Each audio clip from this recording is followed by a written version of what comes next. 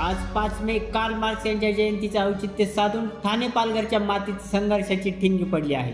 आज डहाणूच्या रस्त्यावर 15,000 शेतकऱ्यांचा ऐतिहासिक महासागर उसळला।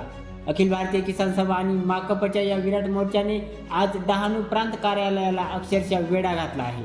नाशिक, पालघर तसेच अकोले येथील ऐतिहासिक आंदोलनात मान्य झालेल्या मागण्या केवळ कागदावरच न राहता त्या मागण्या प्रत्यक्षात अंमलात आणण्यासाठी आणि जमिनींचे हक्क पदरात पाडून घेण्यासाठी तसेच कष्टकरी शेतकरी यांच्या विविध मागण्यांसाठी आज 15,000 आंदोलकांनी आपले दावे प्रशासनाकडे सुपूर्द केले आहेत। लक्षात घ्या, हा संघर्षाचा शेवट नाहीये, तर ही केवळ सुरुवात आहे।